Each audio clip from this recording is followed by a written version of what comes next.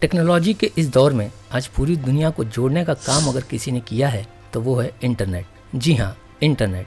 आप सभी इसकी उपयोगिता तो जानते ही हैं, मगर क्या आप जानते हैं कि इंटरनेट काम कैसे करता है? और सिर्फ अपने मोबाइल या लैपटॉप से इंटरनेट की मदद से दुनिया की कोई भी जानकारी आप तक पलक झपकते ही कैसे पहुंच जाती है। 90% लोग सोचते हैं कि इंटरनेट सैटेलाइट के थ्रू चलता है, मगर ऐसा बिल्कुल नहीं है। तो फिर आप सोच रहे होंगे कि आखिर फिर कैसे इंटरनेट आप तक पहुंचता है। तो इस वीडियो में हम आपको इंटरनेट काम कैसे करता है और आप तक कैसे पहुंचता है पूरी जानकारी विस्तार से बताएंगे। तो चलिए शुरू करते हैं और आपको सबसे पहले बता देते हैं कि इंटरनेट सैटेलाइट से नहीं बल्कि समुद्र के जरिए आप तक पहुंचता है। आपको पहले ये बता देते हैं कि आखिर इंटरनेट सैटेलाइट के थ्रू आप तक क्यों नहीं पहुंचाया जा सकता। सैटेलाइट धरती के इक्यूरेटर रेखा से लगभग 22,000 मील्स की दूरी पर है, इसलिए किसी भी डेटा ट्रांसमिशन को सफल होने के लिए डेटा को कुल 44,000 मील्स की दूरी तय करनी होगी, जो कि इंटरनेट की दुनिया में इतनी लंबी यात्रा सिग्नल प्राप्त करने में देरी का कारण बन सकती है और इस पर मौसम का भी प्रभाव पड़ता है। इसलिए इंटरनेट को आप तक सैटेलाइट के जरिए नहीं पहुंचाया जा सकता।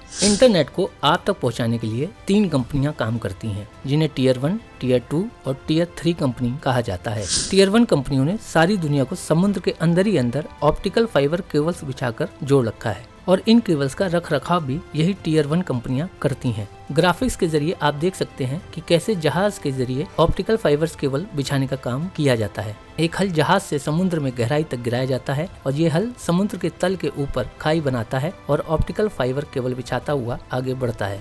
ऑप्टिकल फाइबर केबल को सबमरीन केबल्स भी कहते हैं। इन केबल्स में आपके बाल की तरह पतली पतली बहुत सी केबल होती हैं और एक एक केबल्स के अंदर 100 Gbps की स्पीड होती है। दरअसल यही ऑप्टिकल फाइबर केबल इंटरनेट की रीढ़ की हड्डी होती हैं। आप www.submarinecablemap.com के जरिए इन ऑप्टिकल फाइबर्स केबल का पूरा जाल समुद्र में कैसे बिछा हुआ है देख सकते हैं। साथ ही साथ ये भी जानकारी प्राप्त कर सकते हैं कि कौन सी केबल किस टियर 1 कंपनी ने लगाई हुई है। तो यहाँ तक आपको ये समझ आ गया होगा कि इन टियर 1 कंपनियों ने इन केबल्स की मदद से समुद्र के जरिए कैसे हर देश को जोड़ रखा है।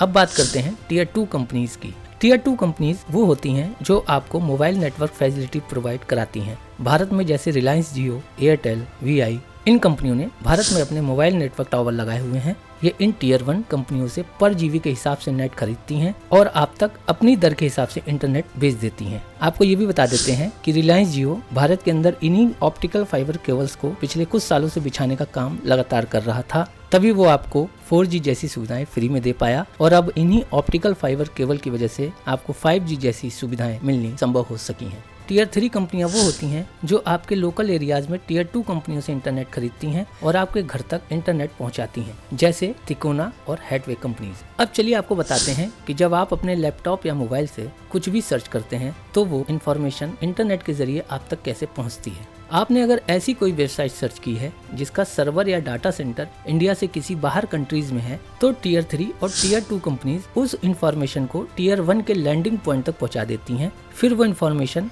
इन ऑप्टिकल फाइबर केबल के जरिए समुद्र के अंदर होते हुए उस डाटा सेंटर तक पहुंच जाता है। फिर वहीं से वो इंफॉर्मेशन का रिजल्ट वापस आप तक इसी क्रम में पहुंच जाता है। ये सब इतनी तेज होता है कि आप सोच भी नहीं सकते। चलिए आपको एक उदाहरण के जरिए बताते हैं कि अगर आप कोई वेबसाइट विजिट करते हैं तो ट्रैफिक कहां से होकर गुजरता है। मान लीजिए आपने भोपाल में अपने घर से लैपटॉप पर google.com सर्च किया, तो डॉस के कमांड प्रॉम्प्ट में जाकर आपको दिखाते हैं।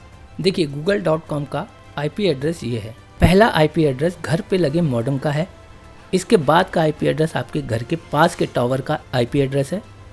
इसके बाद इस टावर के बाद लोकेशन दिल्ली की आ रही है, यानी ट्रैफिक को भोपाल से दिल्ली भेज दिया गया। इसके बाद ये चौथा IP एड्रेस कैलिफोर्निया का है, यानी इसे टियर 2 कंपनी के नेटवर्क ने ट्रैफिक को सीधे कैलिफोर्निया US से भेज दिया। पांचवा भी कैलिफोर्निया के किसी दूसरे सर्वर पे गया। फिर आखिरी IP एड्रेस भी कैलिफोर्निया के सर्वर का ही है, फाइनली गूगल के सर्वर पे पहुंच ही गया। तो इस प्रोसेस से आप पता लगा सकते हो कि आप से लेकर सर्वर के बीच ट्रैफिक कहां से होकर गुजरा। तो उम्मीद करते हैं आज आपको पता लग गया होगा कि इंटरनेट आप तक कैसे पहुंचता है और इंटरनेट काम कैसे करता है। अगर आपको ये जानकारी अच्छी लगी है तो और भी लोगों तक पहुंचाइए और जुड़े रहिए नॉलेज टीवी शो के साथ।